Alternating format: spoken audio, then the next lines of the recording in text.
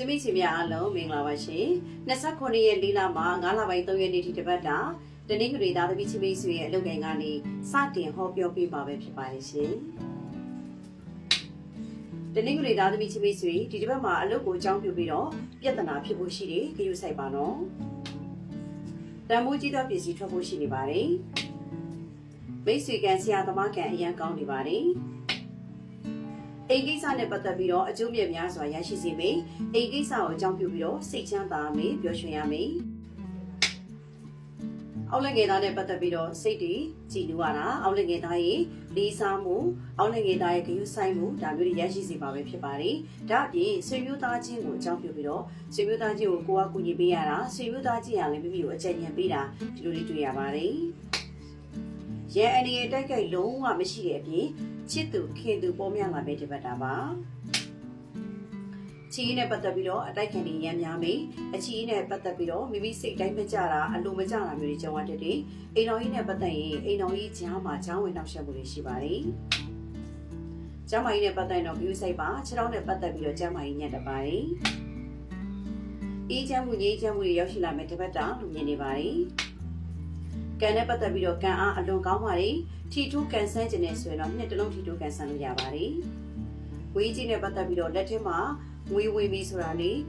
အလုံးမှာအခက်ခဲလေးတစ်ခုကြုံတွေ့ရတာမျိုးအလုံးနဲ့ပတ်သက်ပြီးတော့ခက်ခဲစေတာမျိုးတွေတွေ့ရပါတယ်။အလုံးနဲ့ပတ်သက်ပြီးတော့ပူပန်မှုတွေခြုံငုံပေးကြည့်လိုက်တဲ့အခါမိမိအနေနဲ့နောက်ဆန်တင်းရတာမျိုးကိုလုချင်တဲ့အရာလေးလောက်ခွင့်မသာတာမျိုးလေးဒီတစ်ပတ်မှာကြုံတွေ့ရတတ်ပါတယ်။ဒီတော့တနင်္ဂနွေသားသမီးချင်းမိတ်ဆွေတို့ကံထောက်ပံ့ဖြစ်စေတဲ့ရေရာကောင်းလေးပေးချင်ပါတယ်။တနင်္ဂနွေသားသမီးချင်းမိတ်ဆွေဒီတစ်ပတ်မှာမိမိအတွက်ကံထောက်ပံ့နေရရှိစေဖို့အတွက်ကံစတာအញ្ញက်ခက်တွေပပျောက်စေဖို့အတွက်အေးဖျားမှာတည်တည်သုံးမျိုးထူထမ်းခြင်းဖြင့်ခက်ခဲနေသောတစ်ပတ်တာအလုံးစုံပြည်လည်သွားပြီလို့တွေ့ရပါတယ်ရှင်။ချစ်မိတ်ဆွေများအားလုံးမင်္ဂလာပါရှင်။29ရက်4လမှာ3ရက်5လ2026တစ်ပတ်တာတနင်္လာသားသမီးချင်းမိတ်ဆွေရဲ့အလုပ်ကိုင်ကနေစတင်ဟောပြောပေးမှာပဲဖြစ်ပါတယ်ရှင်။တနင်္လာသားသမီးချင်းမိတ်ဆွေဒီတစ်ပတ်မှာအလုတ်ကန်အရန်ကောင်းနေပါတယ်တန်မိုးကြီးသောပစ္စည်းဝင်လာဖို့တွေ့ရပါတယ်မိတ်ဆွေပေါင်းတဲ့ပတ်သက်ပြီးတော့စိတ်အနှောက်အယှက်ဖြစ်စရာကြုံရတတ်ပါတယ်အိမ်ကိစ္စကိုအကြောင်းပြုပြီးတော့မှရမ်းများခြင်းစကားများခြင်းပြဿနာဖြစ်ခြင်းတွေ့ရတယ်ဆွေမျိုးသားချင်းနဲ့ပတ်သက်ပြီးတော့စိတ်မကောင်းစရာသတင်းတွေကြားတတ်ပါတယ်ရန်အနေနဲ့တိုက်ခိုက်ရှိတယ်ဂရုစိုက်ပါနော်အချီးနဲ့ပတ်သက်ပြီးတော့အချီးတွေငြိမ်နေမဲ့ကာလအိမ်တော်ကြီးနဲ့ပတ်သက်ရင်တော့အလှအတန်းလေးတွေနဲ့အလှရှုပ်နေမဲ့ကာလဖြစ်ပါတယ်အေးချမ်းမှုတွေငြိမ်းချမ်းမှုတွေရောက်ရှိလာတဲ့အပြင်ကိုလုပ်ချင်တဲ့အရာကိုဖြစ်ချင်တဲ့အရာကိုလုပ်ချင်တဲ့ရည်ရွယ်ချက်တွေကိုလုပ်ခွင့်သားမဲ့တပတ်တာလို့တွေ့ရတယ်ကံနဲ့ပတ်သက်ပြီးတော့ကံအားအလွန်ကောင်းနေပါတယ်ထီထူးကန်ဆန်းခြင်းနဲ့ဆိုရင်တော့သုံးတလုံးထီထူးကန်ဆန်းလို့ရပါတယ်ငွေကြီးလက်လာပါတယ်လက်ထဲမှာငွေတီးမေးငွေကြီးကိစ္စအလုံးစုံပြေလည်မေးငွေကိစ္စစကားပြောဆိုတဲ့အခါအောင်မြင်စေမေးဒီလိုလေးတွေ့ရတယ်အားလုံးနဲ့ပတ်သက်ပြီးတော့ပူပန်မှုတွေကြီးလိုက်တဲ့အခါကိုယ့်ရဲ့ပတ်ဝန်းကျင်ကိုယ့်ရဲ့အနီးတစ်ဝိုက်မှာရှိတဲ့သူတွေကနိုင်တည်ကြားတည်အဲ့လိုကြားပြီဆိုရင်ကိုယ့်အတွင်းစိတ်မကောင်းစရာတကယ်စိတ်ထိခိုက်စရာဒီလိုလေးတွေလည်းကြုံရတတ်ပါတယ်ဒီတော့တနင်္လာသားသမီးချင်းမိတ်ဆွေတို့ကံထောက်ပံ့ဖြစ်စေတဲ့ရေရာကောင်းလေးပေးချင်ပါတယ်တနင်္လာသားသမီးချင်းမိတ်ဆွေပြုလုပ်ဆောင်ရမယ့်တပတ်တာရေရကဘုန်းကြီးကျောင်းမှာချက်သားရင်ငပီတို့ဆရာ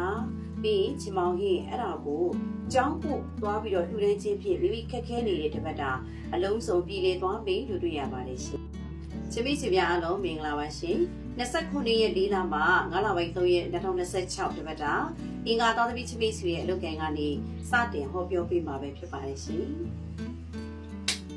အင်္ဂါသားသမီးချင်းမိတ်ဆွေအလုပ်နဲ့ပတ်သက်ပြီးတော့တို့လိုတန်းလန်းနေဖြစ်တဲ့လုံလက်စအလုပ်လေးတွေမှာလက်ဆက်မတတ်နိုင်မဲ့နေကိုအပြစ်ပြောခံရတာမျိုးလေးကြုံရတတ်တယ်အလုပ်ကိုအကြောင်းပြုပြီးတော့တကယ်ကိုလည်းစိတ်ဖိစီးမှုအများများပဲတပတ်တာပါတန်မိုးကြီးသောပစ္စည်းဝင်လာဖို့ရှိနေပါတယ်မိတ်ဆွေပေါင်းသိစရာနေပြီးတော့ချီးမွမ်းစကားလေးကြားတတ်တယ်မိတ်ဆွေပေါင်းသိစရာအကူအညီကောင်းထောက်ပံ့ကောင်းလေးရဖို့ရှိနေပါတယ်အိမ်ကိစ္စနဲ့ပတ်သက်ရင်တော့အရန်ကောင်းကဲ့ရမယ်စိတ်ရှုံရမယ်ဆွေမျိုးသားချင်းစီကနေအကြံဉာဏ်ကောင်းတွေရဖို့ရှိပါတယ်အလိညာခံတတ်တဲ့ဂရုစိုက်ပါနော် အခြေအနေနဲ့ပတ်သက်ရင်တော့ချစ်သူပေါ်မှာစိတ်ကုန်စိတ်ပြတ်တာမျိုးကြုံရတတ်တယ်အိမ်တော်ကြီးနဲ့ပတ်သက်ရင်တော့အလုပ်ကိစ္စလေးတွေအတွင်းကြည်နူးစရာတွေကြုံရတတ်ပါတယ်ကျမကြီးနဲ့ပတ်သက်ရင်တော့ view စိတ်ပါအဓိကကျမကြီးကဘိုက်အောင်တာမျိုးခံစားရတတ်ပါတယ်အေးချမ်းမှုတွေငြိမ်းချမ်းမှုတွေပျော်ရွှင်မှုတွေရောက်ရှိလာမယ့်တစ်ပတ်တာပါကံနဲ့ပတ်သက်ရင်တော့အားနည်းတယ်သို့ပေမဲ့မဖြစ်မနေထီတိုးကန်ဆန်းခြင်းနဲ့ဆိုရင်တော့ခုနှစ်တလုံးထီတိုးကန်ဆန်းလို့ရတယ်ဝေးကြီးနဲ့ပတ်သက်ပြီးတော့ဝေကုန်ကြီးချအရင်များတယ်အဓိကအဝင်အားနည်းပြီးတော့အထွက်အားကျန်းနေတယ်လို့တွေ့ရတာပေါ့နော်အားလုံးနဲ့ပတ်သက်ပြီးတော့ပူပန်မှုတွေကြီးလိုက်တဲ့အခါမှာကိုရှောက်နေတဲ့လမ်းကိုသွားနေတဲ့အရာကိုဖြစ်ချင်တဲ့ရည်ရွယ်ချက်ဒါလေးတွေမှာကို့အတွက်အခက်အခဲတွေတခုပြီးတခုကြုံရတတ်တယ်သို့တော်လည်းအဖြတ်တောက်တွေလည်းရှိတယ်ဒါပေမဲ့ကို၌ကတကယ်ကိုဇွဲလုံးလားရှိပြီးတော့လုံးဝ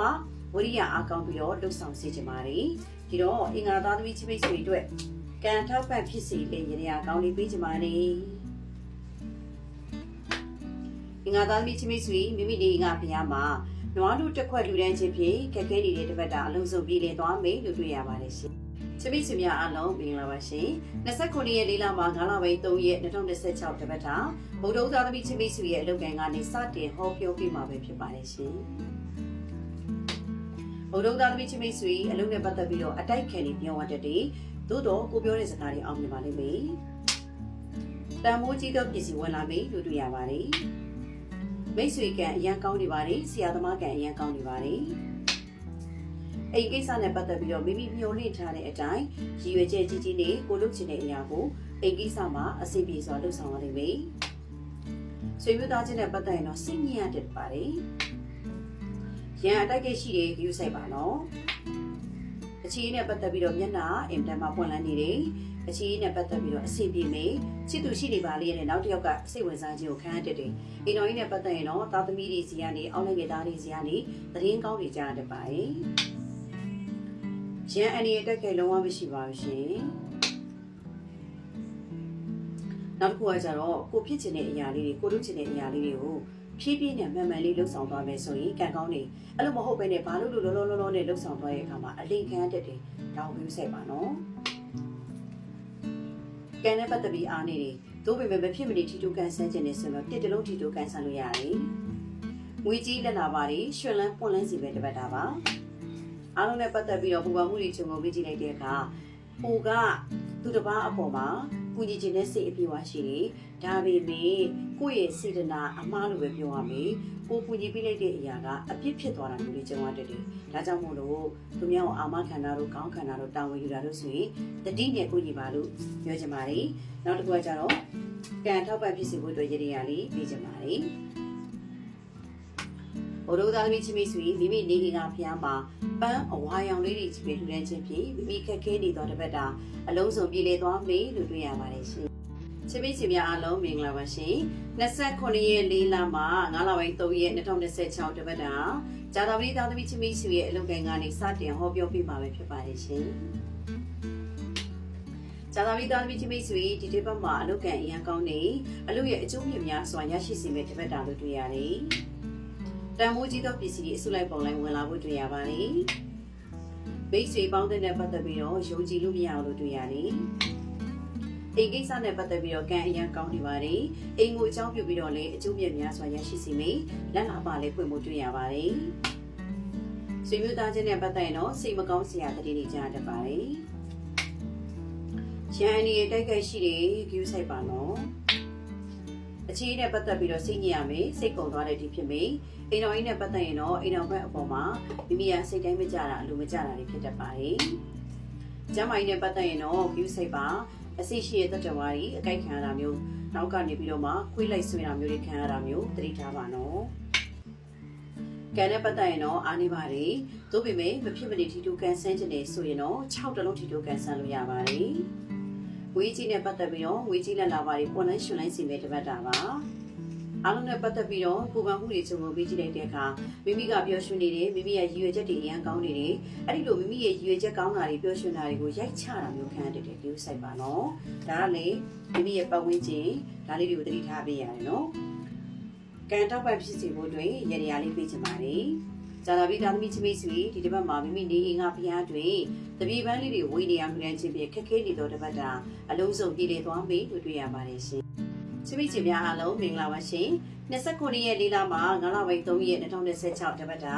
တောက်ကြသားသမီးချစ်မိချစ်ရဲ့အလုပ်ကိုင်ကနေစတင်ဟောပြောပြမှာပဲဖြစ်ပါတယ်ရှင်တောက်ကြသားသမီးချစ်မိချစ်အလုပ်နဲ့ပတ်သက်ပြီးတော့အင်မတန်မှခက်ခဲခြင်းစိတ်ရှုရခြင်းပင်ပန်းခြင်းဆုံးရှုံးမှုများခြင်းဒီလိုတွေ့ရတယ်သတိထားပါနော်တန်ဖိုးကြီးသောပစ္စည်းတွေဝင်လာမယ်လို့တွေ့ရပါတယ်မိတ်ဆွေကအရန်ကောင်းနေပါတယ်အိမ်ကိစ္စနဲ့ပတ်သက်ရင်တော့စိတ်ရှုရမယ်စိတ်ညစ်ရမယ်ဆွေမျိုးသားချင်းစီကနေပြီးတော့အကူကြီးကောင်းထောက်ပံ့ကောင်းတွေရဖို့တွေ့ရပါတယ်ရန်အနေနဲ့မရှိတဲ့ပြင်ချစ်သူခေသူပေါ်များလာမယ့်တပတ်တာပါအခြေအနေနဲ့ပတ်သက်ရင်တော့စိတ်ညစ်ရမယ်စိတ်ရှုရမယ်လမ်းပြောက်သွားတဲ့အခြေအနေမှာဘာလို့ရွေးချယ်လို့ရွေးချယ်ရမယ်မသိဆုံးဖြတ်ခက်တာပါနော်အိမ်တော်ကြီးနဲ့ပတ်သက်ရင်မိမိအိမ်တော်ဘက်အပေါ်မှာတကယ်ကိုစိတ်ကုန်သွားတာမျိုးကြုံရတတ်တယ်ကျမ်းမာရေးနဲ့ပတ်သက်ရင်စူးကျိုးလုံးဝမရှိပါဘူးရှင်အေးချမ်းမှုငြိမ်းချမ်းမှုတွေရောက်ရှိလာမဲ့တစ်ပတ်တာဒါအပြင်ကိုလုပ်ချင်တဲ့အရာလေးတွေကိုဖြစ်ချင်တဲ့အရာလေးတွေကိုဖြည်းဖြည်းနဲ့မှန်မှန်လေးဖြစ်သွားမယ်လို့တွေ့ရပါတယ်။ကံနဲ့ပတ်သက်ပြီးတော့ကံအားအလွန်ကောင်းပါတယ်။ထီထိုးကန်ဆန်းခြင်းနဲ့ဆိုရင်တော့ကိုယ်တစ်လုံးထီထိုးကန်ဆန်းလို့ရပါတယ်။ဝေကြီးလက်လာပါတယ်ရွှေလန်းပွက်လန်းစီမဲ့တစ်ပတ်တာပါ။အားလုံးနဲ့ပတ်သက်ပြီးတော့ပူပန်မှုတွေချုပ်ကုန်ပြီးကြည့်လိုက်တဲ့အခါစိုးရတဲ့ပူပန်မှုမျိုးမရှိတဲ့အပြင်အလှတန်းလေးတွေမုတ်ချမလွဲမသွေလုပ်ရမယ်လို့တွေ့ရပါတယ်။ဒီတော့တောက်ကြသားမိချစ်မိဆွေအတွက်ကံထောက်ပံ့ဖြစ်စီတဲ့ရေရာကောင်းလေးပြချင်ပါလေတောက်ကြသားမိချစ်မိဆွေမိမိနေအိမ်ကဖျားမှာကဏ္ဍမပန်းအဖြူရောင်လေးတွေခုနှစ်ပွဲလှူဒန်းခြင်းဖြင့်မိမိခက်ခဲနေသောတစ်ပတ်တာအလုံးစုံပြေလည်သွားမယ်လို့တွေ့ရပါတယ်ရှင်ချစ်မိချစ်များအားလုံးမင်္ဂလာပါရှင်29ရက်၄လမှာ9လပိုင်း3ရက်2026တစ်ပတ်တာစနေသားသမီးချစ်မိဆွေရဲ့အလုပ်ကိုင်ကနေစတင်ဟောပြောပေးမှာပဲဖြစ်ပါတယ်ရှင်စနေသားသမီးချစ်မိတ်ဆွေအလုပ်ကိုင်နဲ့ပတ်သက်ပြီးတော့အခွင့်အလမ်းလေးတွေများစွာပေါ်မယ်လို့တွေ့ရပါတယ်။တန်ဖိုးကြီးသောပစ္စည်းပျောက်တဲ့ကိစ္စဆိုင်တော့မိတ်ဆွေပေါင်းသေးဆရာသမားတွေရဲ့ကူညီပံ့ပိုးထောက်ပံ့မှုတွေရရှိပါမယ်။ဒီကိစ္စနဲ့ပတ်သက်ရင်တော့အတိုက်ခံတွေစကားပြောရတတ်တယ်။ဆွေမျိုးသားချင်းနဲ့ပတ်သက်ပြီးတော့အကူကြီးကောင်းတွေသတင်းကောင်းတွေကြားမှာပဲဖြစ်ပါတယ်။ရန်အနေနဲ့တိုက်ခိုက်မရှိတဲ့အပြင်ချစ်တဲ့သူတွေခင်တဲ့သူတွေပေါ်များလာတဲ့တပတ်တာပါ။အကြီးနဲ့ပတ်သက်ပြီးတော့မျက်နှာပွင့်လန်းခြင်းလူကြီးလူခင်ပေါ်ခြင်းတွေ့ရတယ်။အိမ်တော်ကြီးနဲ့ပတ်သက်ရင်အိမ်တော်ကြီးအေးချမ်းသာယာစေမဲ့အိမ်တော်ကြီးလို့တွေ့ရတယ်။ကျမ်းမာရေးနဲ့ပတ်သက်ရင်စိုးကျိုးလုံးဝမရှိပါဘူးရှင်။ကံနဲ့ပတ်သက်ပြီးတော့ကံအားကောင်းနေအဲ့တော့ထီတိုးကန်ဆန်းခြင်းနဲ့ဆိုရင်တော့တုံညတလုံးထီတိုးကန်ဆန်းလို့ရပါတယ်။ဝေးကြီးနဲ့ပတ်သက်ပြီးတော့မိမိအနေနဲ့ဝေးလိမ့်နာညာတာခံရတတ်တယ်ဒါကိုဂရုစိုက်မယ်နော်။ပြောတာဆိုတာလေးတွေတတိလေးထားစေချင်တယ်။အားလုံးနဲ့ပတ်သက်ပြီးတော့ပူပန်မှုတွေချုပ်ကိုမေ့ကြည့်လိုက်တဲ့အခါအမျိုးသမီးတယောက်ကမိမိကိုပြဿနာရှာတာရမ်းရှာတာအတိုက်ခံအခြေတင်လေးတွေပြောတာဒါမျိုးလေးတွေဖြစ်တတ်ပါတယ်ဒီတော့စနေသားသမီးချစ်မိတ်ဆွေတို့ကံထောက်ပံ့ဖြစ်စီတဲ့ရေရာကောင်းလေးပေးချင်ပါတယ်စနေသားသမီးချစ်မိတ်ဆွေပြုလို့ဆောင်ရမယ့်တပတ်တာရေရာကမိမိနေအိမ်ကဖျားမှာနွားနို့ခုနှစ်ခွက်လှူဒန်းခြင်းဖြင့်ခက်ခဲနေသောတပတ်တာအလုံးစုံပြည်လည်သွားမယ်လို့တွေ့ရပါတယ်ရှင်